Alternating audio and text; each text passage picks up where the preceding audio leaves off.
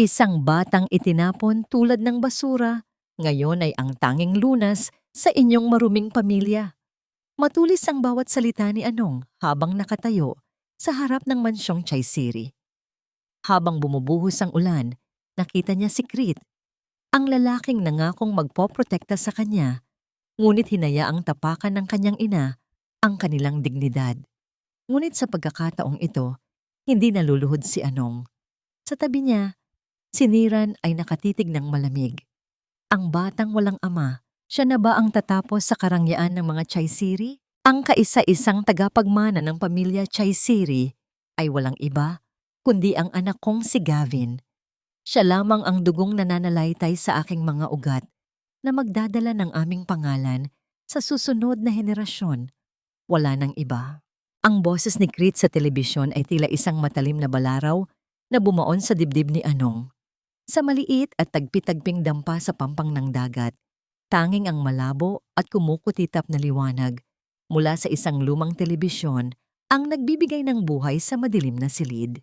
Sa sandaling iyon, ang bawat salita ni Krit ay tila lason na dahan-dahang pumapatay sa natitirang piraso ng alaala na iniingatan ni Anong sa kanyang puso. Habang naririnig ang malakas na palakpakan ng mga elitista sa engrandeng pagtitipon sa Bangkok, ang mga kamay ni Anong ay abala sa pagtatahi ng lumang sapatos ni Niran.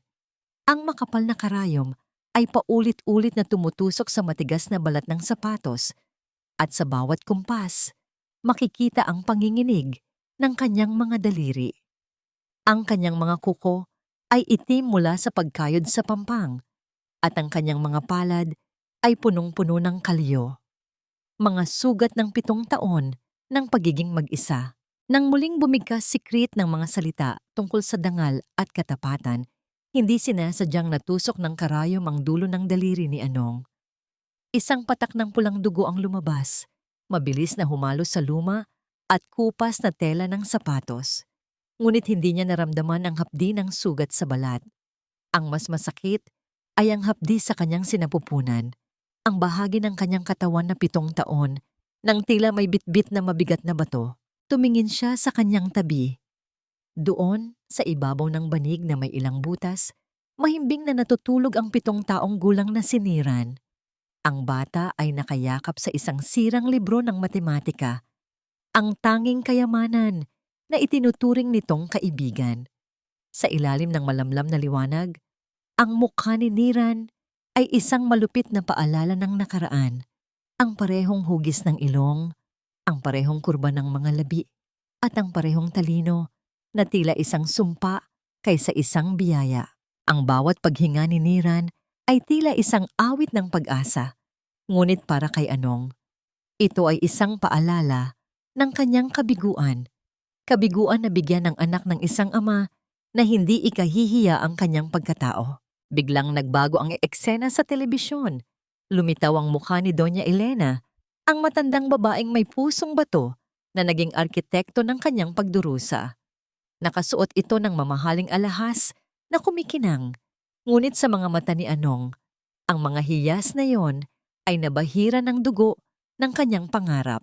Naalala niya ang gabi ng ulan 7 taon na ang nakalilipas, ang lamig ng sahig ng ospital, ang boses ni Elena na nag-uutos na alisin ang dumi sa kanilang pamilya at ang pananahimik ni Krit habang siya ay kinakaladkad palabas. Ang kanyang lalamunan ay tila hinahigpitan ng isang invisible na kamay. Hindi siya makahinga. Ang bawat patak ng ulan na tumatama sa kanilang bubong na yero ay tila mga martilyo na nagpapaguho sa kanyang pagkatao. Binitawan niya ang sapatos ni Niran. Ang tunog ng pagbagsak nito sa sahig ay nilamon ng katahimikan ng gabi. Dahan-dahang lumapit si Anong sa kanyang anak. Hinaplos niya ang buhok ni Niran, ang kanyang ulong puno ng mga numero at lohika na hindi kailanman maiintindihan ng mundong mapanghusga. Ang kanyang luha ay hindi na mapigilan. Pumatak ito sa pisngi ng bata, ngunit mabilis niya itong pinunasan ng kanyang magaspang na palad. Napakasakit ni Ran. Bulong niya sa dilim, ang boses ay basag at puno ng pait. Ang taong nagbigay sa iyo ng buhay, Siya rin ang unang pumatay sa iyong pag-iral sa mundong ito.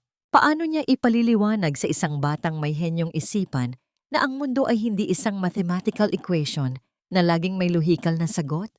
Paano niya sasabihin na sa labas ng kanilang maliit na dampa, may isang higanteng nagngangalang Chaisiri na handang tapakan ang kanilang anino upang mapanatili lamang ang kinang ng kanilang huwad na korona? Sa gitna ng kanyang pagluha, biglang dumilat ang mga mata ni Niran.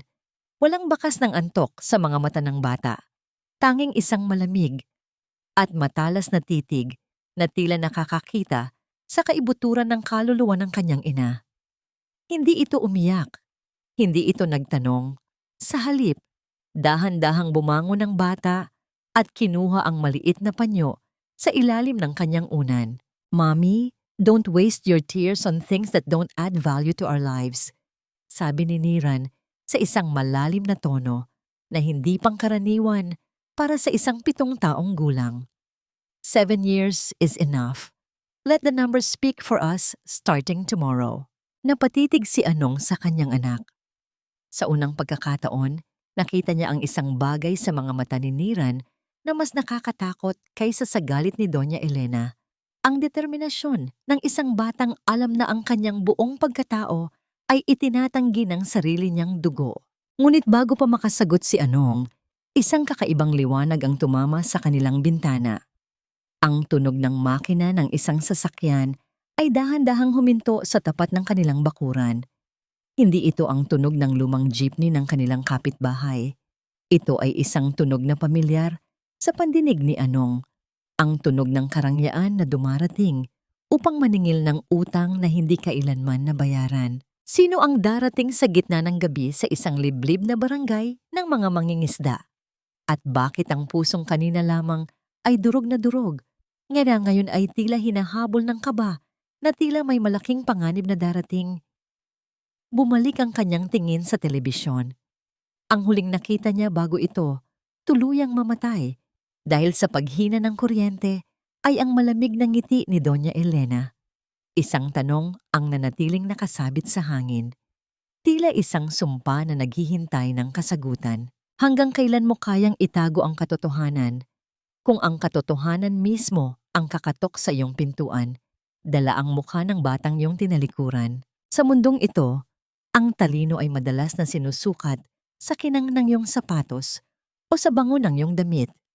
Ngunit para kay Niran, ang talino ay ang tanging sandata upang hindi sila tuluyang lamunin ng gutom. Maagang nagising si Niran ng sumunod na araw. Bit-bit ang isang mabigat na timba ng mga sariwang isda. Sumakay siya sa lumang bus patungo sa syudad. Ang amoy ng lansa ay tila dumikit na sa kanyang balat. Isang tatak ng kahirapan na hindi kayang burahin ng kahit anong sabon.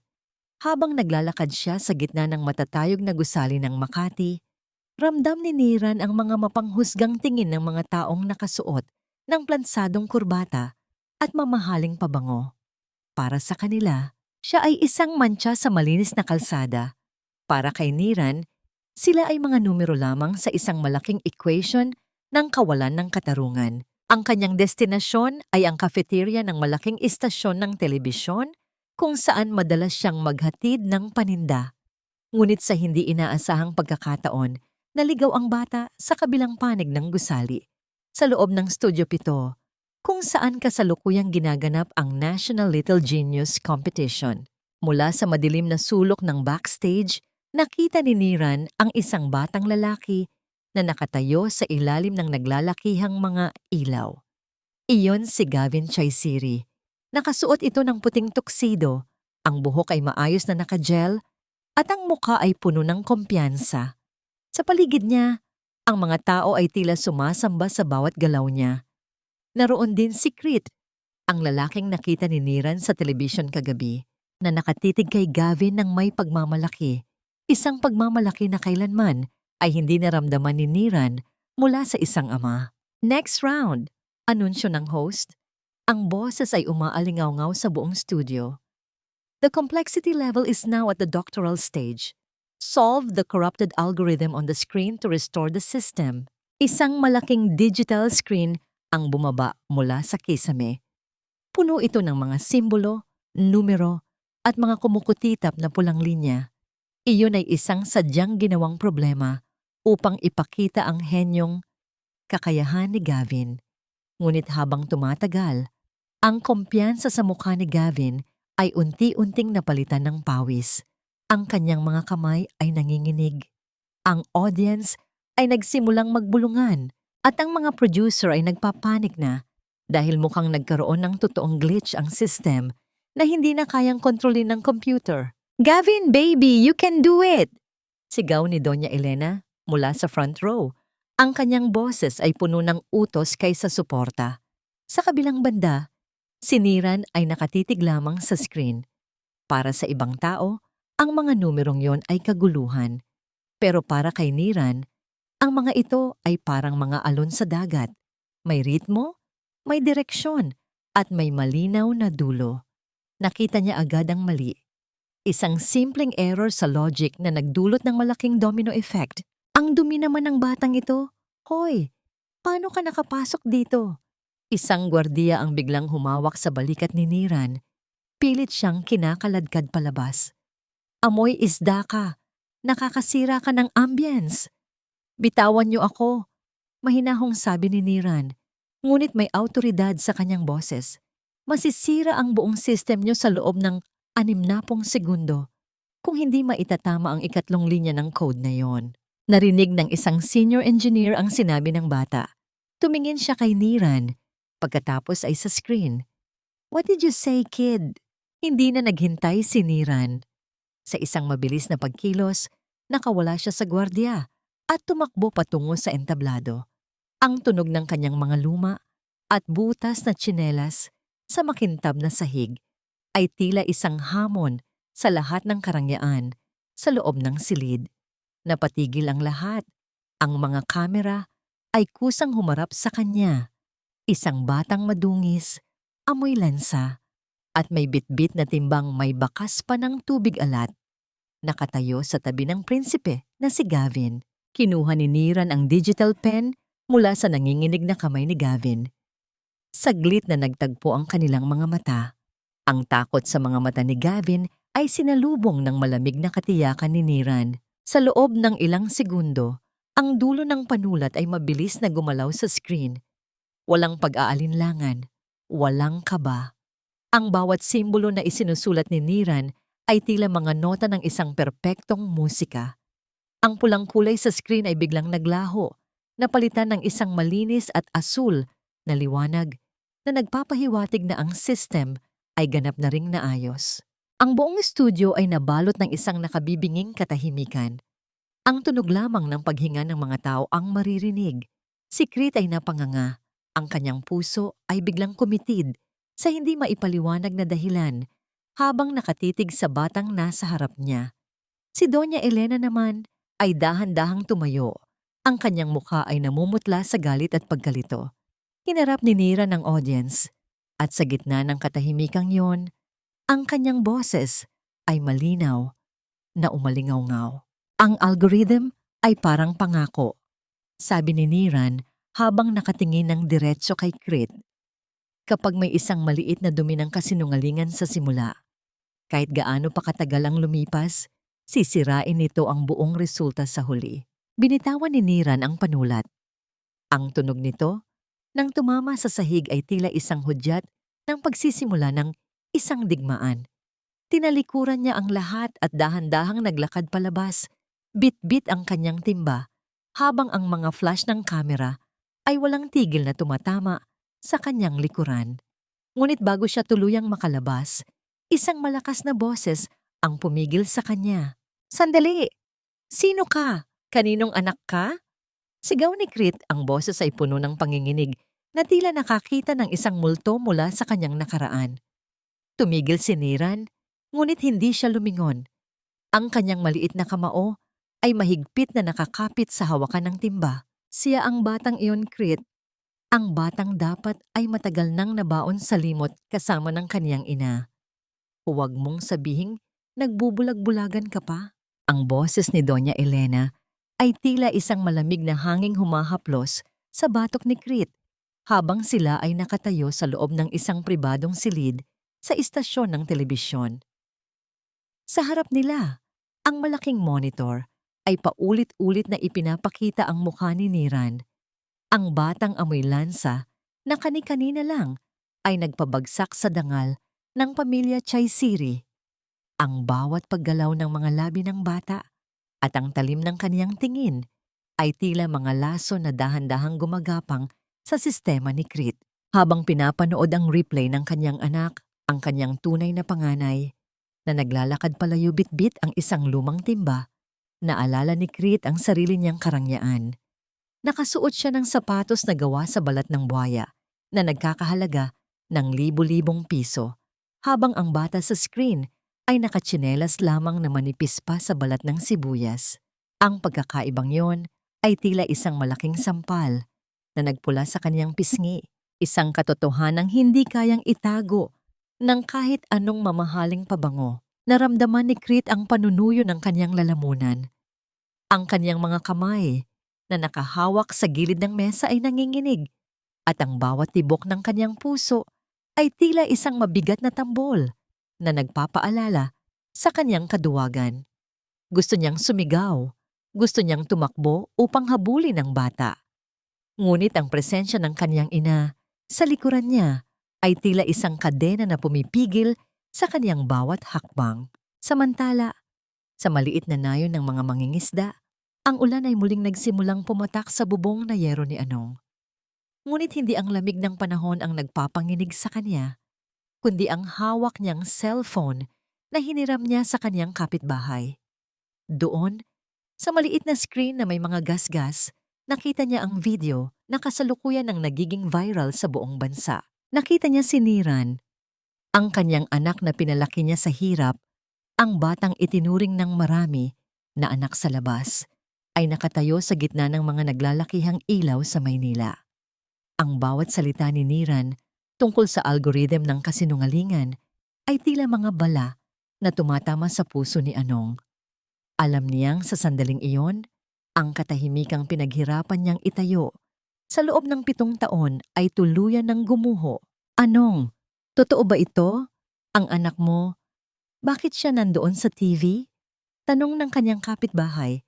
Ang boses ay puno ng kuryosidad na tila isang kutsilyong humihiwa sa kanyang pagkatao. Hindi makasagot si Anong.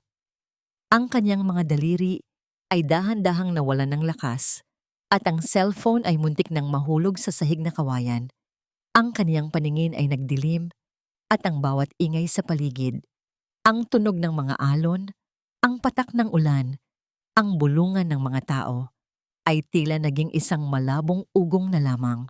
Naisip niya ang misteryosong sasakyang huminto sa tapat ng kanilang bahay kagabi. Ang kaba na kaniyang naramdaman noon ay mas naging malinaw na ngayon. Ang pamilya Chaisiri ay hindi titigil hanggang hindi nila nababawi ang kontrol o hanggang hindi nila tuluyang nadudurog ang anumang banta sa kanilang pangalan. Sa loob ng mansyong Chaisiri sa Bangkok, hinagis ni Doña Elena ang kaniyang kopita ng alak sa dingding. Ang tunog ng pagbasag ng kristal ay bumasag sa katahimikan ng silid, ngunit wala ring masakit na salita ang lumabas sa kaniyang mga labi. Sa halip, isang madilim na ngiti ang dahan-dahang gumuhit sa kaniyang mukha. Isang ngiting nagpapahiwatig ng isang planong mas masahol pa sa kamatayan kung ang talino ng batang yon ang gagamitin niya laban sa atin. Bulong ni Elena sa dilim habang nakatingin sa larawan ni Gavin na umiyak sa screen. Ibibigay ko sa kanya ang entabladong gusto niya, ngunit sisiguraduhin kong sa huli, siya mismo ang magmamakaawang burahin ang sarili niyang pangalan. Habang ang gabi ay lumalalim, si Niran ay nakasakay sa bus pabalik sa probinsya. Nakatingin siya sa labas ng bintana sa mga ilaw ng syudad na unti-unting naglalaho. Hindi siya natatakot, hindi siya nag-aalala. Alam niya ang bawat susunod na hakbang ng mga taong kaniyang kinalaban dahil para sa kanya, ang buhay ng mga Chaisiri ay isa lamang pattern na madaling basahin. Ngunit sa kabila ng kaniyang lohika, may isang bagay na hindi maipaliwanag ni Niran, ang bigat sa kaniyang dibdib tuwing naaalala niya ang mukha ni Crete. Ito ba ang tinatawag nilang lukso ng dugo? O ito ang simula ng isang galit na walang katapusan? Ang ulan sa labas ay tila walang balak tumigil. Sa bawat patak nito, isang sikreto ang unti-unting nabubunyag at isang puso ang unti-unting nagiging bato. Hanggang kailan kayang panindigan ng isang ina ang kaniyang pananahimik kung ang anak na kaniyang pinalaki ay siya mismong nagbukas ng pinto para sa kaniyang sariling kapahamakan? Heto ang presyo ng iyong pananahimik. Huwag mo nang hintayin na maging abo pa ang barong-barong na ito bago ka lumayas sa harap ko. Ang boses ni Doña Elena ay tila isang hagupit ng latigo sa gitna ng init ng katanghalian. Nakatayo siya sa gitna ng maputik na daan ng baryo. Ang kaniyang mamahaling suot na gawa sa seda ay tila isang banyagang bagay sa gitna ng amoy ng tuyong isda at alat ng dangdagat. Sa kaniyang kamay ay hawak niya ang isang piraso ng papel, isang tseke na may halagang sapat na upang baguhin ang buhay ng kahit sinong mangingisda sa lugar na yon. Napatigil si Anong sa kaniyang ginagawa. Kasalukuyan niyang nililinis ang mga kaliskis ng isda. Ang kaniyang mga daliri ay basa at puno ng lansa. Dahan-dahan niyang iniangat ang kaniyang tingin at sa pagtatagpo ng kanilang mga mata, naramdaman ni Anong ang muling pagbukas ng mga sugat na sinubukan niyang itahi sa loob ng 7 taon. Ang bawat diamante sa leeg ni Elena ay tila mga saksi sa bawat patak ng luhang ibinuhos ni Anong noong gabing itinaboy siya nito tulad ng isang basahan. Ang kaniyang puso ay tila isang ibon na nagpupumiglas sa loob ng isang masikip na hawla. Gusto niyang sumigaw, gusto niyang isampal sa mukha ng matanda ang lahat ng hirap na kaniyang dinanas, ngunit ang kaniyang lalamunan ay tila binarahan ng tuyong buhangin. Ang tanging naririnig niya ay ang mahinang bulungan ng mga kapitbahay na nagsisimula ng mag-umpisa sa paligid. Ang kanilang mga mata ay puno ng paghuhusga at kuryosidad. Bakit ka natahimik, Anong? Muling banat ni Elena, ang kaniyang labi ay gumuhit sa isang mapanuring na ngiti. Masyado bang malaki ang halaga kaya hindi mo na kayang bilangin? O baka naman naghihintay ka pa ng mas malaki gamit ang anak mong pasikat? Huwag mong gamitin ang batang yon upang perahan ang pamilya ko. Ang batang yon ay isang pagkakamali na hindi kailanman magiging bahagi ng aming dangal. Sa bawat salitang lumalabas sa bibig ni Elena, naramdaman ni Anong ang unti-unting pagkadurog ng kaniyang pagkatao. Hindi ang pera ang masakit, kundi ang paraan ng pagtawag nito sa kaniyang anak na isang pagkakamali. Ang kaniyang mga kamao ay nag-igting, ang mga kuko ay bumaon sa kaniyang palad hanggang sa makaramdam siya ng hapdi. Ngunit mas matindi ang hapdi sa kaniyang dibdib. Dahan-dahang lumapit si Anong. Ang kaniyang mga hakbang ay mabigat ngunit puno ng paninindigan. Kinuha niya ang tseke mula sa kamay ni Elena. Ang papel ay tila nagbabaga sa kaniyang balat. Tumingin siya sa mga mata ng matanda. Ang kaniyang sariling mga mata ay nagniningas sa galit na matagal ng kinimkim. Sa isang iglap, pinunit ni Anong ang tseke sa harap mismo ni Elena. Ang tunog ng pagkapunit ng papel ay tila isang deklarasyon ng digmaan. Ang mga piraso nito ay dahan-dahang nalaglag sa putikan, nabahira ng dumi at tubig alat. Ang dangal ng anak ko ay hindi mabibili ng kahit anong halaga na mayroon ka, Doña Elena. Ang boses ni Anong ay gumaralgal ngunit matatag. Maaring wala kaming makain bukas, maari kaming matulog sa ilalim ng ulan, pero hinding-hindi ko itatangi na ang batang iyon ang pinakamagandang bagay na nangyari sa buhay ko. Isang bagay na hinding-hindi mo maiintindihan dahil ang puso mo ay gawa sa pera at bato. Nagbago ang anyo ni Elena. Ang kanyang mukha ay namula sa galit.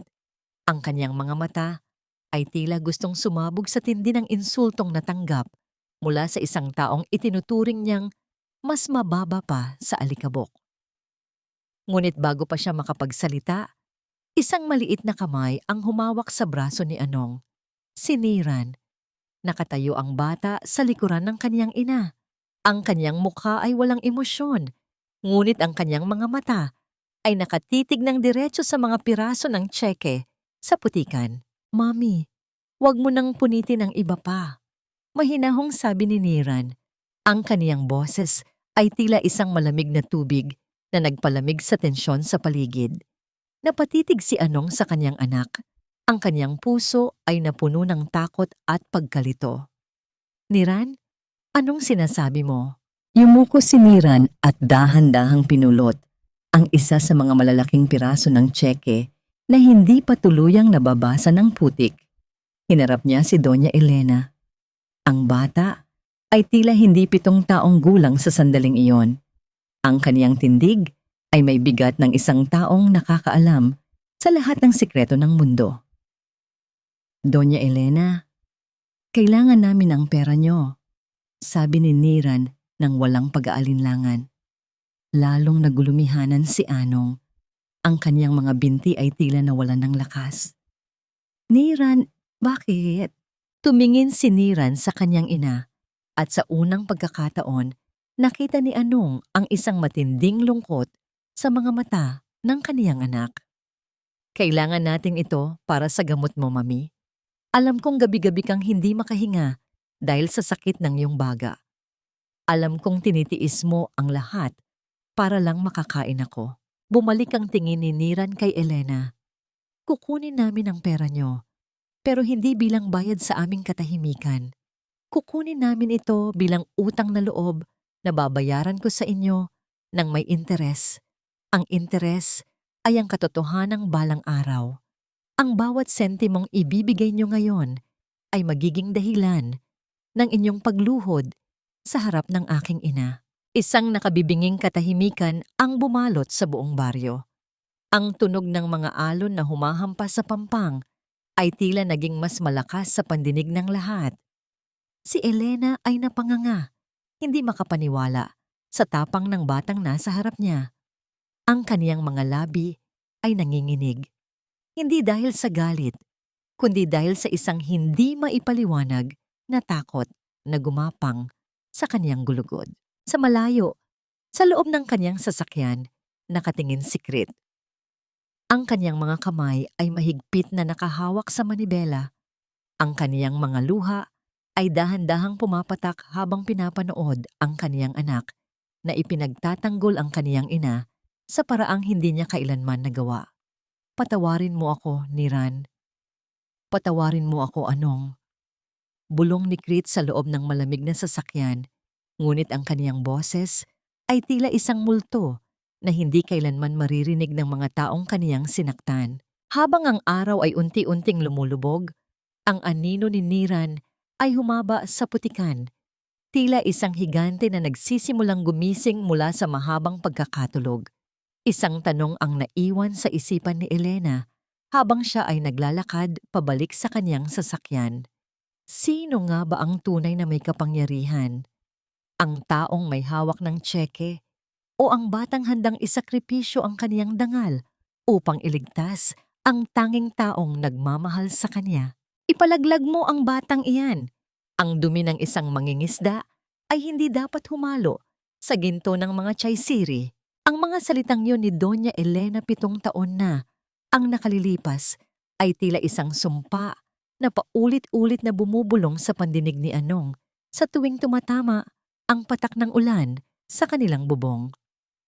Sa loob ng maliit na dampa, habang tinitiklop niya ang mga kupas na damit ni Niran, naramdaman ni Anong ang panginginig ng kanyang mga kamay. Ang bawat tupi ng tela ay tila isang dalangin. Isang pagtatangkang ayusin ang isang buhay na matagal nang winasak ng kalupitan ng iba. May halimuyak ng tuyong damo at alat ng dagat ang mga damit ni Niran, isang amoy na nagbibigay sa kanya ng lakas upang huminga. Ngunit sa likod ng amoy na yon, tila sumisilip ang amoy ng gamot at malamig na bakal ng ospital noong gabing iyon. Ang gabing tinangka nilang patayin ang pintig ng puso sa loob ng kanyang sinapupunan. Tila bumalik ang kanyang gunita sa madilim at maulang gabi ng kanyang pagtakas. Naalala niya ang lamig ng sahig habang nakaluhod siya sa harap ni Crete, nagsusumamo na protektahan sila. Ngunit ang lalaking nangako ng habang buhay ay nanatiling estatwa sa tabi ng pintuan.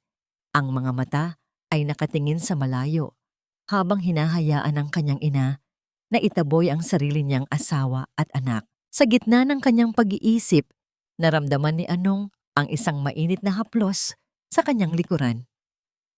Ang kanyang katawan ay dahan-dahang nanghina. Ang kanyang mga balikat ay bumagsak sa bigat ng alaala. Hindi siya humagulgol. Ang pinakamasakit na pag-iyak ay ang walang tunog.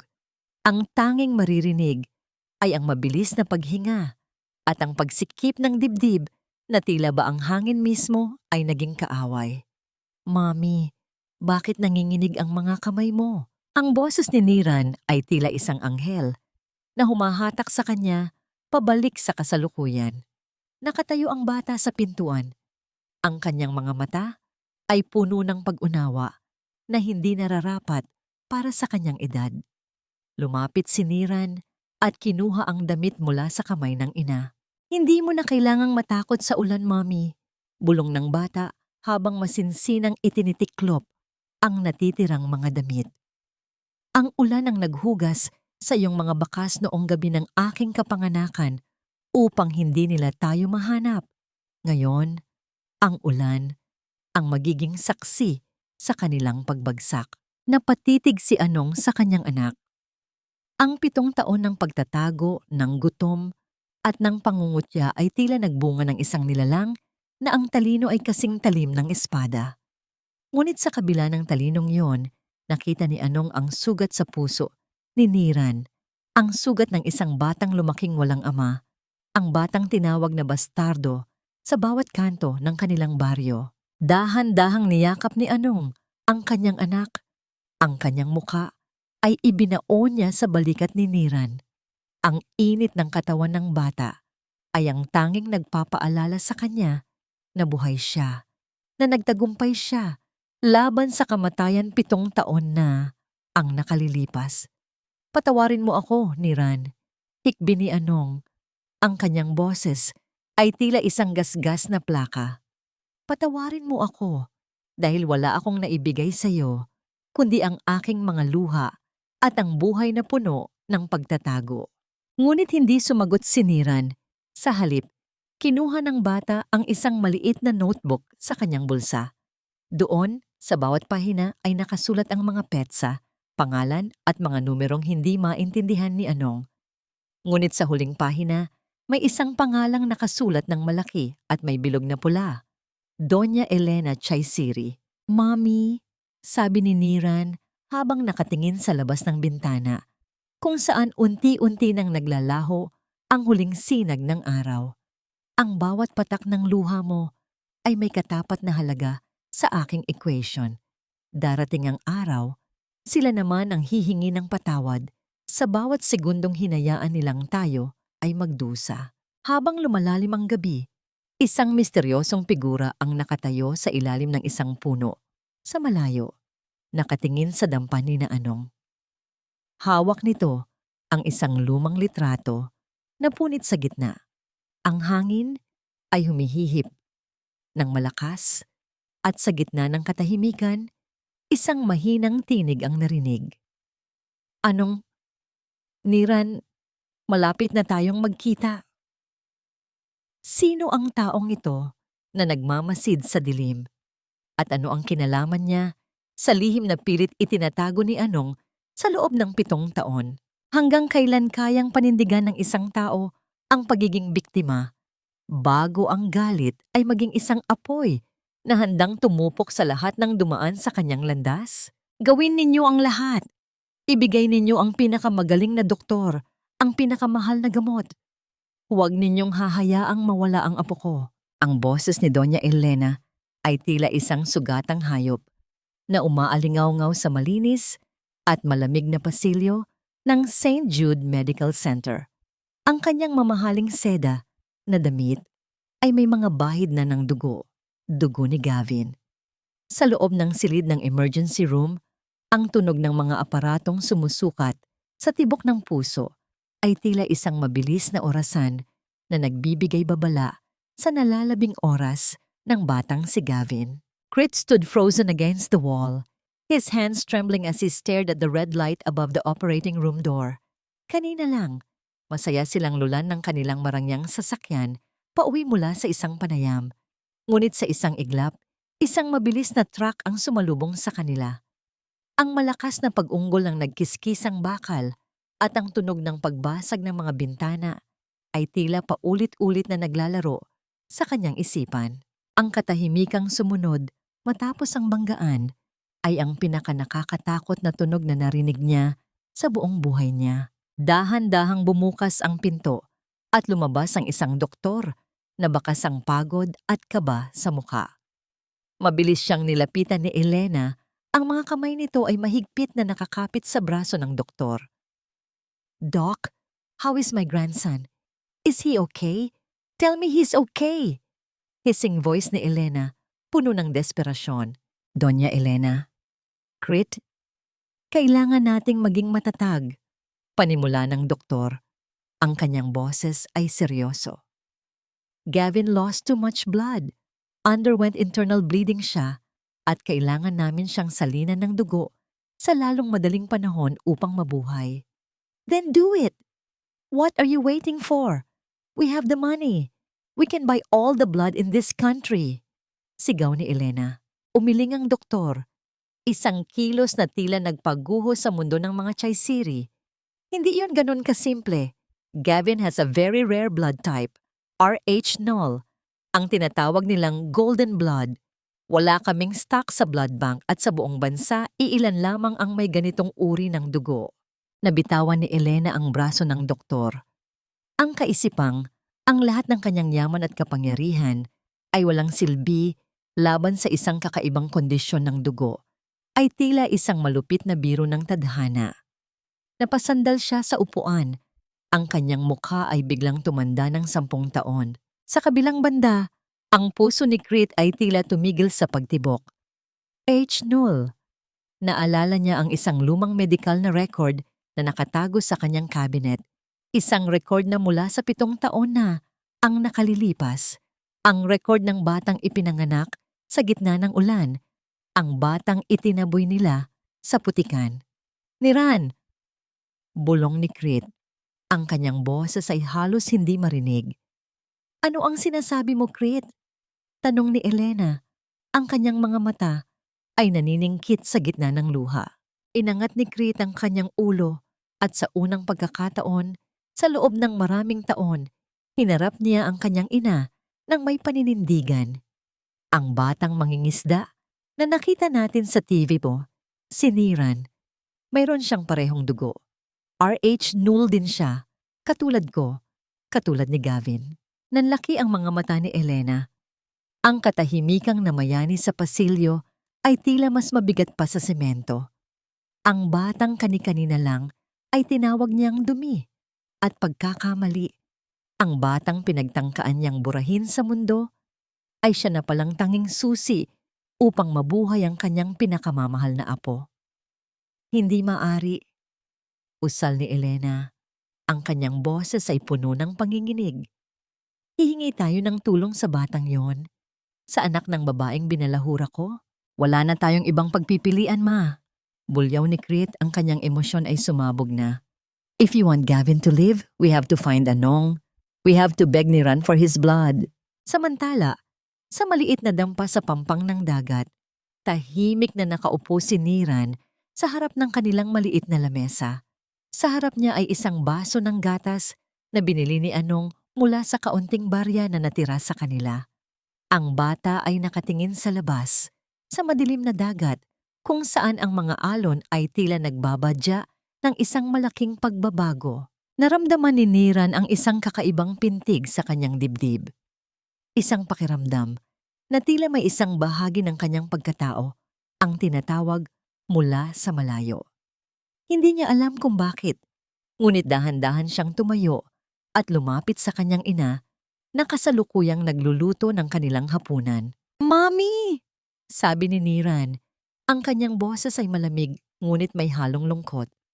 May mga taong darating mamaya. Sila ang mga taong kumuha ng lahat sa atin, ngunit ngayon, sila ang lalapit upang humingi ng tulong. Napatigil si Anong sa kanyang ginagawa.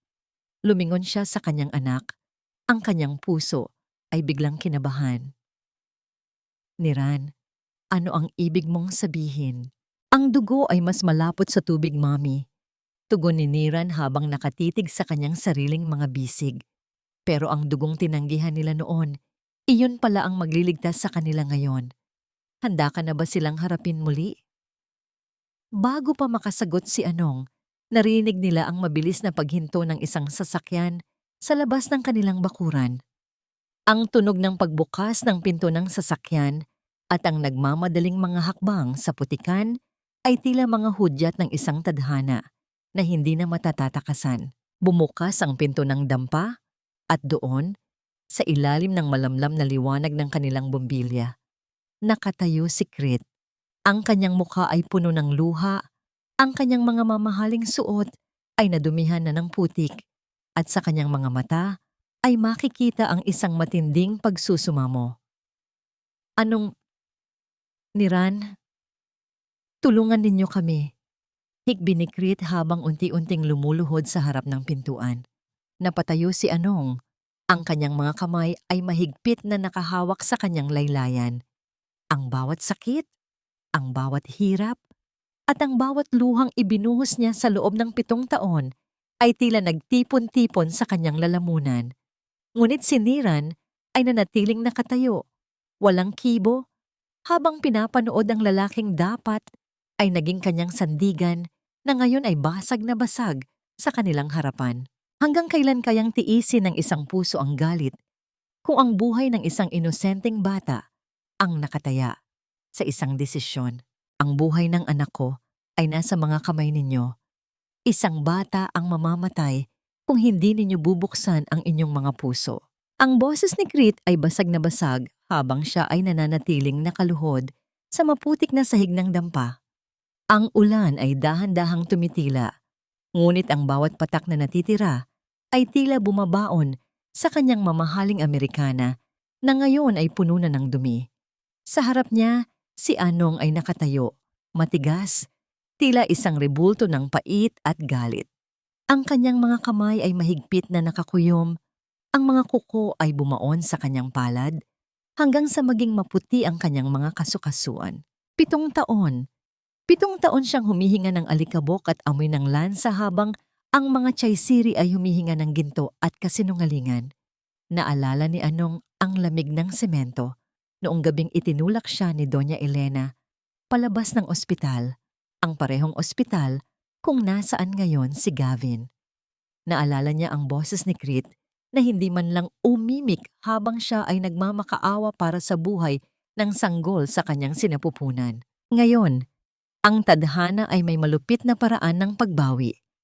Ang lalaking hindi siya nagawang ipagtanggol noon ay narito ngayon, humihalik sa putikan ng kanyang paanan. Nasaan ang iyong dangal, Krit? Tanong ni Anong. Ang kanyang boses ay malamig pa sa hanging dagat. Nasaan ang kapangyarihan ng pamilya mo? Bakit kailangan mo ang dugo ng isang batang tinawag ninyong dumi? Anong, please? Parang awa mo na. Hikbi ni Krit. Si Gavin, wala siyang kasalanan. Inosente ang bata. Inosente rin si Niran. Sigaw ni Anong. Ang kanyang emosyon ay tuluyan ng sumabog. Inosente si Niran nang tangkain ninyong patayin siya bago pa siya isilang. Inosente siya nang hayaan niyo kaming magutom at tawaging bastardo sa bawat kanto. Nasaan ang awa mo noon? Sa gitna ng sigawan, dahan-dahang lumapit si Niran. Hinawakan niya ang kamay ng kanyang ina, ang kamay na magaspang at punong-puno ng sakripisyo. Tumingin ang bata kay Krit. Walang galit sa mga mata ni Niran, tila isang siyentipiko na nagmamasid sa isang sirang makina. Iyon ang mas masakit para kay Krit, ang makita na ang sarili niyang anak ay tinitingnan siya na parang isang estranghero na walang halaga. Sasama kami. Maikling sabi ni Niran, Napatitig si Anong sa kanyang anak. Niran, bakit? Mami, sabi mo sa akin huwag tayong maging katulad nila. Tugon ni Niran. Ang dugo ko ay hindi dumi. Ang dugo ko ay buhay. At kung ililigtas ko ang batang iyon, patutunayan ko sa kanila na ang dumi na itinapon nila ang siyang nagpapanatili sa kanilang lahat na humihinga. Sa loob ng ospital, ang amoy ng disinfectant ay tila sumasakal kay Doña Elena. Nakatayo siya sa tapat ng glass window ng ICU, nakatingin sa kanyang apo na nakakabit sa napakaraming tubo. Nang marinig niya ang tunog ng mga hakbang sa pasilyo, mabilis siyang lumingon. Doon, nakita niya ang 3 tao na huli niyang gustong makita. Si Krit na punong-puno ng putik, si Anong na nakasuot ng kupas na duster, at si Niran, ang batang may mga matang, tila nakakabasa ng kanyang bawat kasalanan. Nandito na sila. Bulong ni Elena, ang kanyang boses ay may halong relief at nandidiri pa rin. Bilisan niyo. Kunin niyo na ang dugo ng bata. Iligtas niyo si Gavin. Lalapit na sana ang mga nurse kay Niran nang biglang humarang si Anong. Ang kanyang tindig ay tila isang leon na nagbabantay sa kanyang kaisa-isang anak. Tumingin siya ng diretso kay Doña Elena. Ang katahimikan sa pasilyo ay naging bingi. Tila pati ang mga aparato sa loob ng ICU ay tumigil sa pag-ingay. Hindi ganoon kadali, Doña Elena, sabi ni Anong. Ano? Magbabayad ako. Magkano ba ang gusto nyo? 1,000,000. 10,000,000. Bulyaw ni Elena, ang kanyang pagiging arogante ay bumabalik na dahil akala niya ay nakuha na niya ang gusto niya. Ngumiti ng mapait si Anong. Hindi pera ang kailangan namin dahil ang pera niyo ay hindi kayang linisin ang dungis ng inyong kaluluwa. Humarap si Niran sa kanyang lola. Ang bata ay dahan-dahang lumakad patungo sa gitna ng pasilyo, eksakto sa tapat ng maraming tao at mga doktor. Ang dugo ko ay ibibigay ko ng libre, panimula ni Niran. Ang kanyang boses ay malinaw at matatag. Pero bago niyo itusok ang karayom sa aking bisig, mayroon akong isang kondisyon.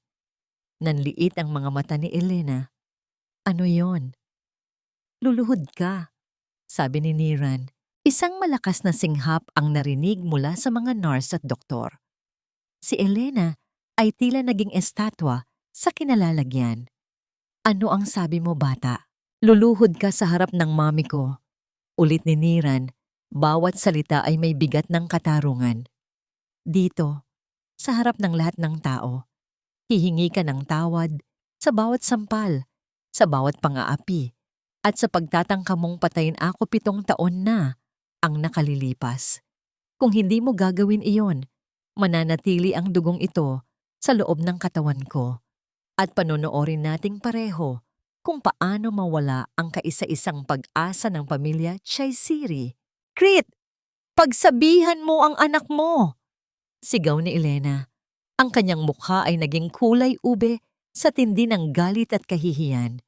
Ngunit si Krit ay hindi kumibo. Nakayuko lamang siya, ang kanyang mga balikat ay nanginginig sa paghikbi. Gawin mo na, ma. Please, para kay Gavin.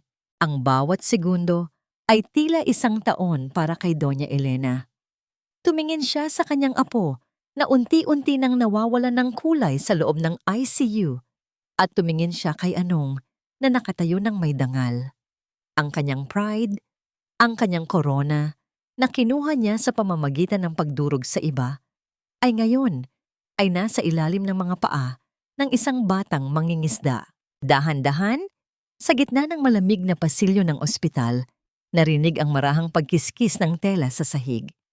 Ang tuhod ni Doña Elena ay tumama sa semento.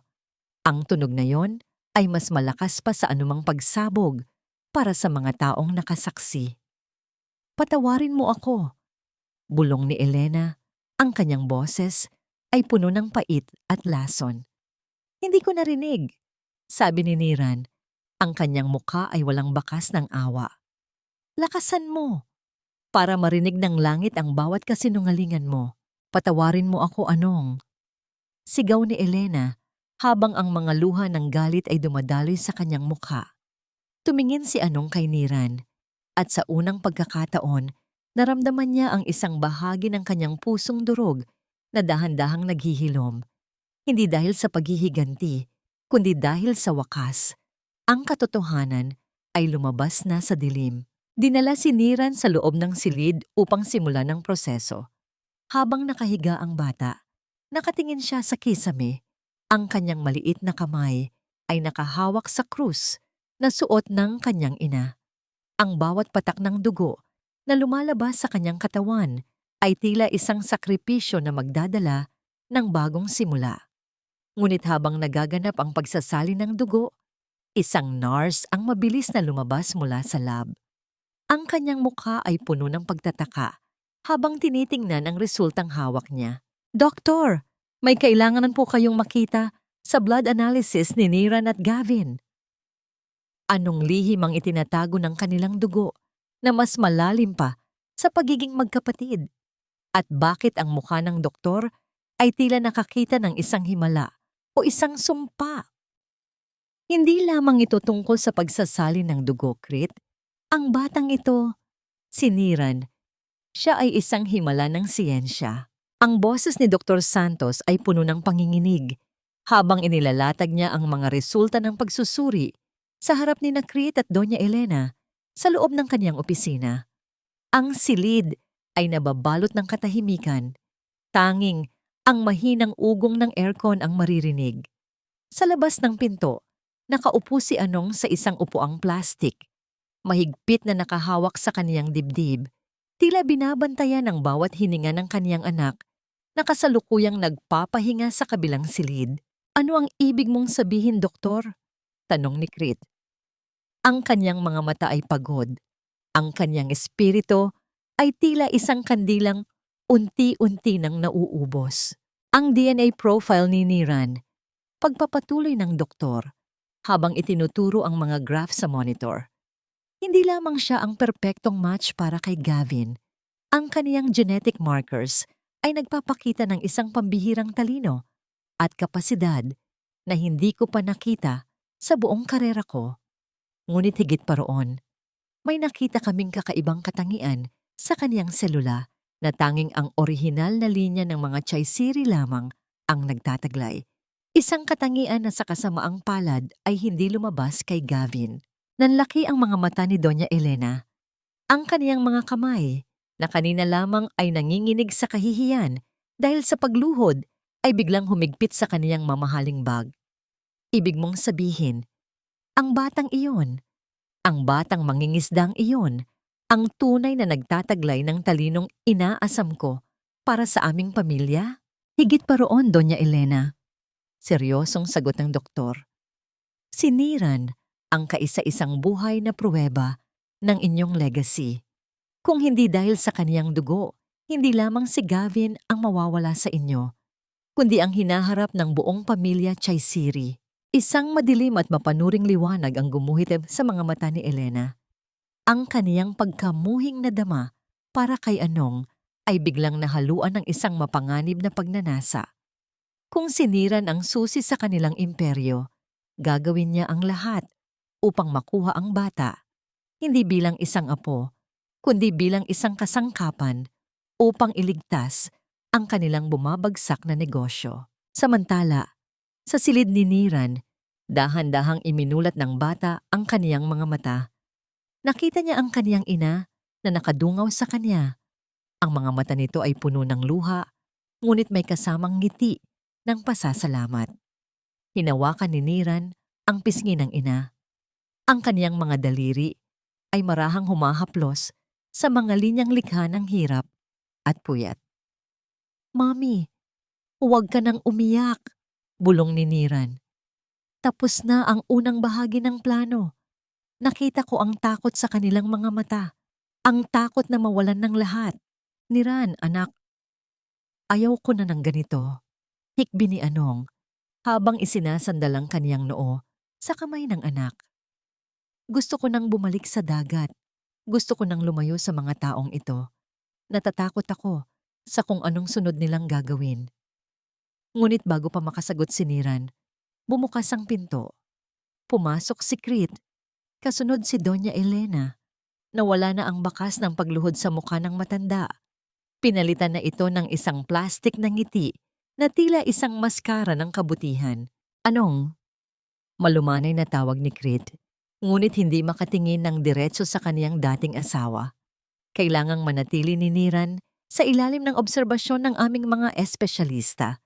At dahil si Gavin ay kailangan din ng mahabang panahon upang gumaling, napagdesisyonan namin na sa mansyon muna kayo tumuloy.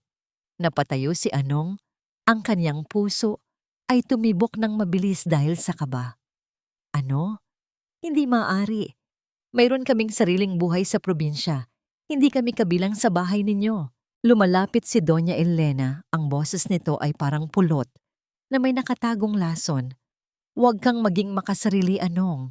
Ang anak mo ay nagligtas ng buhay.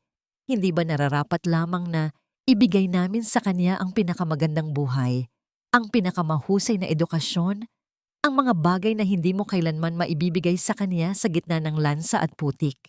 Ang bawat salita ni Elena ay tila isang karayom na tumutusok sa dangal ni Anong bilang isang ina. Tumingin si Anong kay Niran, naghahanap ng suporta, ngunit nakita niya ang kanyang anak na dahan-dahang tumatango. Payag ako, Mami, sabi ni Niran. Ang kanyang mga mata ay tila isang malalim na balon na walang hanggan. Gusto kong makita kung gaano kaganda ang loob ng kanilang mansyon. Gusto kong malaman kung paano nabubuhay ang mga taong nakalimot na sa amoy ng dagat. Sa loob ng isang oras, ang mag-ina ay lulan na ng isang marangyang sasakyan patungo sa Forbes Park. Habang bumabaybay sila sa kalsada, nakatingin si Anong sa labas ng bintana. Pinapanood ang paglalaho ng pamilyar na mundo ng kahirapan at ang pagpasok sa isang mundong puno ng ginto, ngunit walang kaluluwa. Pagdating sa mansyon, sinalubong sila ng mga nakaputing unipormeng katulong na nakayuko ang mga ulo. Ang malaking pintuang kahoy na may mga ukit ng leon ay dahan-dahang bumukas na tila isang higanting bibig na handang lumamon sa kanila. Ang bawat hakbang ni Anong sa makintab na marmol ay tila nagbibigay ng tunog ng babala. Dito ang inyong silid, sabi ng isang matandang mayordoma, sabay turo sa isang malawak na kwarto na may mga kurtinang seda at kama na kasing laki ng kanilang buong dampa. Nang maiwan silang mag-isa, nilibot ni Niran ang silid. Lumapit siya sa isang antigong aparador at dahan-dahang hinaplos ang ukit nito. Ngunit sa ilalim ng aparador, may napansin siyang isang maliit at lumang sobre na tila nakatago doon sa loob ng maraming taon. Dahan-dahan itong binuksan ni Niran. Ang kanyang mga mata ay nanlaki nang makita ang nilalaman nito. Isang larawan ng kanyang ina noong bata pa ito, kasama ang isang lalaking hindi niya nakikilala. Ngunit may suot na singsing na may tatak ng pamilya Chaisiri. Sino ba ito, Mami? Tanong ni Niran sa kanyang isipan habang naririnig ang mahinang yabag ng mga paa sa labas ng kanilang pinto. Sino ang lalaking nasa larawan at bakit tila may mas malalim pang ugnayan si Anong sa pamilya Chaisiri bago pa man niya nakilala si Crit? Sa kabilang silid, nakatayo si Doña Elena sa harap ng kaniyang salamin. Kinuha niya ang kaniyang cellphone at may tinawagan. Siguraduhin mong walang makakaalam na narito sila at bantayan niyo ang bawat galaw ng bata. Huwag niyo siyang hahayaang makalapit sa bawal na silid sa dulo ng pasilyo. Ang gabi sa loob ng mansyon ay tila mas madilim kaysa sa gabi sa pampang ng dagat. Isang sikreto ang dahan-dahang nagbubukas at isang panganib ang nagsisimulang gumapang sa gitna ng karangyaan. Ang bawat sulok ng mansyon ng mga Chaisiri ay tila isang malaking bitag na gawa sa ginto at kristal. Sa loob ng malawak na silid-aklatan, ang amoy ng mga lumang libro at mamahaling kahoy ay tila sumasakal kay Anong. Ngunit para kay Niran, ito ang kaniyang palaruan. Isang lugar kung saan ang bawat impormasyon ay tila mga piyesa ng isang puzzle na kailangan niyang mabuo. Dahan-dahang pumasok si Doña Elena. Ang tunog ng kanyang takong sa makintab na sahig ay tila isang babala na dahan-dahang lumalapit. May dala siyang isang maliit na kahon na nakabalot sa asul na seda. Sa kanyang muka ay nakasuot ang isang ngarangiti na tila perpekto, ngunit sa mga mata ni Anong, ito ay tila isang maskara na nagtatago ng isang mapanganib na hayop. Niran, apo, malamig na tawag ni Elena. Napansin ko na mahilig ka sa teknolohiya. Ipinabili ko ang pinakabagong tablet mula sa Amerika para sa'yo. Diyan mo mailalagay ang lahat ng iyong mga kalkulasyon at pag-aaral. You deserve only the best. Something your mother could never afford even if she worked for 100 years. Napatigil si Anong sa pag-ayos ng mga unan sa sofa. Ang kaniyang puso ay tila piniga sa sakit at pait. Ang bawat salita ni Elena ay tila isang karayom na dahan-dahang naglalayo sa kanya at sa kaniyang anak. Tiningnan niya si Niran. Umaasang tatanggihan ng bata ang regalo. Ngunit laking gulat niya nang dahan-dahang tanggapin ni Niran ang kahon. "Thank you, Lola Elena," sabi ni Niran. Ang kanyang boses ay tila isang masunuring bata. "Napakaganda po nito. Mas mabilis ko na pong matatapos ang mga equation na tinitingnan ko kanina." Isang matagumpay na sulyap ang ibinigay ni Elena kay Anong bago siya lumabas ng silid. Nang maiwan silang mag-ina, ang katahimikan ay tila naging isang pader sa pagitan nila. Hindi makapaniwala si Anong na ang kaniyang anak, ang batang kasama niyang lumaban sa gutom at hirap, ay tila nasisilaw na sa kislap ng kayamanan. "Niran, anak," garalgal ang boses ni Anong. "Kailangan ba talaga nating tanggapin ang lahat ng ito? Alam mo namang may kapalit ang bawat ngiti ng babaeng iyon." Hindi sumagot si Niran. Nanatili siyang nakatitig sa tablet. Ang kanyang mga daliri ay mabilis na gumagalaw sa screen. Ang kawalan ng sagot ng bata ay tila isang sampal kay Anong. Pakiramdam niya ay unti-unti nang naglalaho ang kaniyang anak sa loob ng malaking mansyong ito. Nang sumapit ang gabi, hindi makatulog si Anong. Ang kanyang isipan ay puno ng pangamba. Dahan-dahan siyang bumangon upang tingnan si Niran sa kabilang kwarto. Ngunit laking gulat niya nang makitang wala ang bata sa kaniyang kama. Ang kaba sa kaniyang dibdib ay tila isang malakas na tambol na nagpapaalala sa kanya ng panganib. Maingat siyang naglakad sa madilim na pasilyo. Ang bawat tunog ng kaniyang hininga ay tila umaalingaw-ngaw sa katahimikan ng gabi.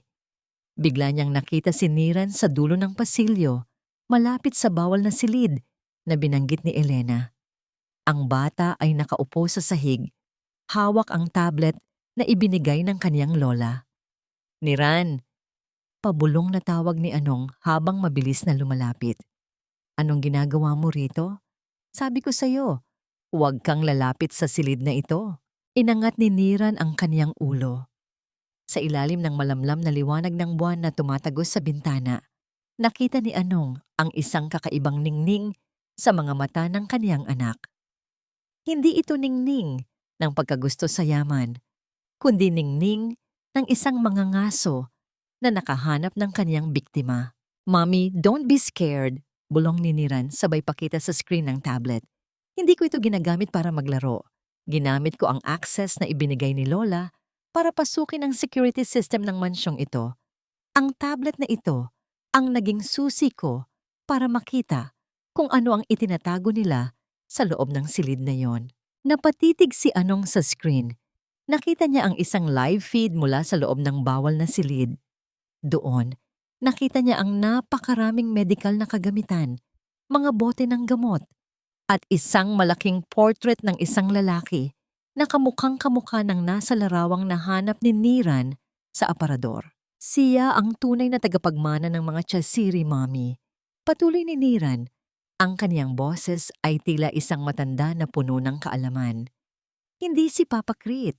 Ang lalaking nasa portrait ay ang kaisa-isang anak ni Lola Elena na kaniyang itinatago sa loob ng maraming taon.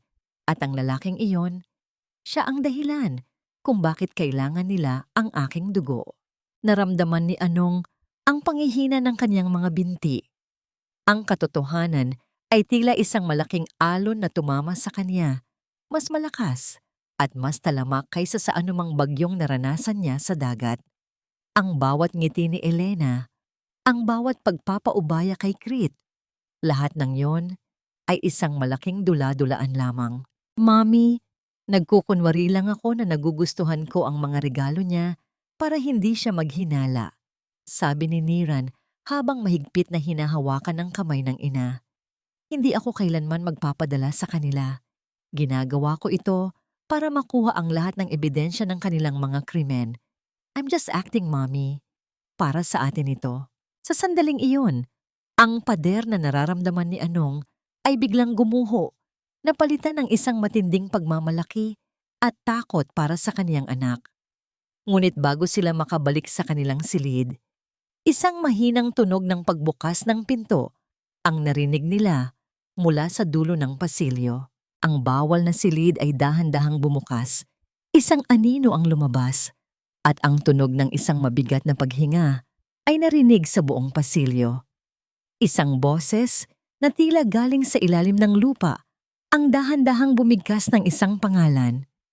Anong, ikaw ba yan? Ang boses na yon ay hindi kay Krit. Hindi rin ito kay Elena. Ito ay isang boses na matagal nang inilibing sa alaala ni Anong. Isang boses na nagpabilis sa tibok ng kaniyang puso, sa takot at sakit. Sino ang lalaking lumabas mula sa bawal na silid? At anong sikreto ang mabubunyag na magpapabago sa kapalaran ni Niran at ng buong pamilya Chaysiri? Hindi sapat ang salitang patawad para punan ng 7 taon na ninakaw mo sa akin, Ma. Pero sapat ang katotohanan ito para tapusin ang lahat ng kasinungalingan mo. Ang boses ni Krit ay hindi sumisigaw, ngunit ang bawat salita ay may bigat ng isang gumuguhong bundok. Nakatayo siya sa gitna ng kaniyang madilim na opisina. Ang tanging liwanag ay mula sa isang lumang folder na nakabukas sa kaniyang lamesa. Sa loob ng folder na yon ay ang mga dokumentong kaniyang kinalap ng palihim. Mga resibong nagpapatunay ng suhol sa Dr. 7 taon na ang nakalilipas. At ang peking medical report na nagsasabing namatay ang sanggol sa sinapupunan ni Anong. Dahan-dahang pumasok si Doña Elena. Ang kaniyang tindig ay kasing tigas pa rin ng nara. Ngunit may bahid ng pagtataka sa kaniyang mga mata. Krit, bakit gising ka pa?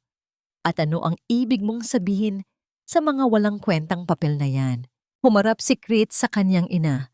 Sa ilalim ng malamlam na ilaw, ang kaniyang mukha ay bakas ng matinding pagod at pagsisisi. Walang kwenta? Ma, pinaniwala mo ako na wala na ang anak ko. Pinanood mo akong malunod sa alak at lungkot habang alam mong buhay sila at nagdurusa sa hirap.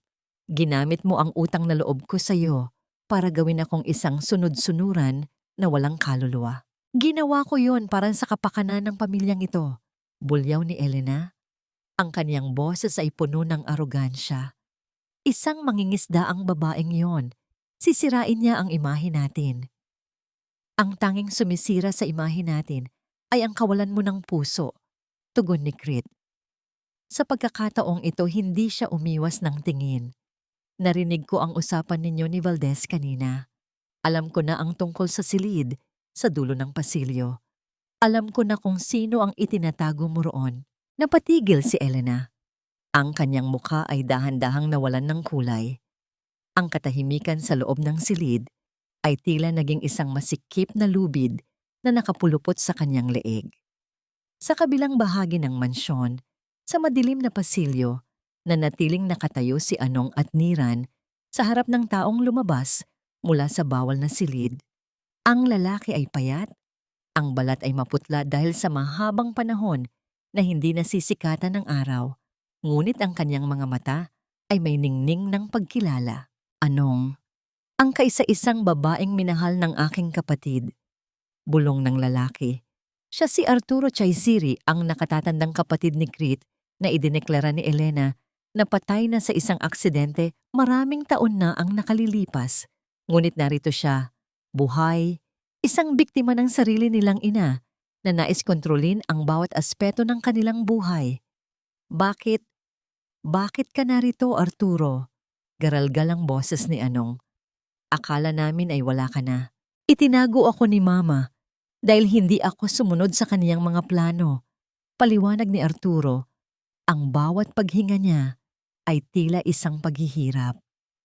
At ngayon, gagamitin niya ang iyong anak upang dugtungan ang aking buhay, hindi dahil mahal niya ako, kundi dahil kailangan niya ang aking pangalan para sa kanyang mga transaksyon. Naramdaman ni Niran ang higpit ng hawak ng kanyang ina. Ang bata ay tumingin kay Arturo pagkatapos ay sa kanyang tablet. Ang equation ay nabubuo na sa kanyang isipan. Ang pamilya Chaisiri ay hindi isang tahanan. Ito ay isang bilangguan na ang mga rehas ay gawa sa pera. Biglang narinig ang malalakas na hakbang mula sa pasilyo. Dumating si Crit, kasunod si Doña Elena at ang kanyang mga gwardiya. Ang galit sa mukha ni Crit ay tila isang bagyong handang tumupok sa lahat. Bitawan niyo sila! Sigaw ni Crit sa mga gwardiyang balak sanang humawak kay Anong. Crit, bumalik ka sa silid mo. Ako ang masusunod dito. Utos ni Elena. Ang kanyang boses ay nanginginig sa galit. Ngunit sa unang pagkakataon, lumapit si Crit kay Valdez, ang kanang kamay ng kanyang ina na siyang nagsagawa ng lahat ng maruruming utos nito. Sa isang mabilis na pagkilos, narinig ang tunog ng isang malakas na sampal na tumama sa pisngi ni Valdez. Ang tunog ng pagtama ng palad sa balat ay umalingaw-ngaw sa buong pasilyo, na tila isang hudyat ng pagwawakas ng isang panahon. Simula ngayon, Valdez, wala ka ng pwesto sa bahay na ito. At ikaw, Tumingin si Crit kay Elena nang may halong pait at determinasyon. Hindi mo na muling sasaktan ang pamilya ko. Hindi mo na muling gagamitin si Niran. Humarap si Crit kay Anong. Dahan-dahan siyang lumapit. Ang kanyang mga mata ay puno ng pagsusumamo. Anong, patawarin mo ako. Masyado akong naging mahina.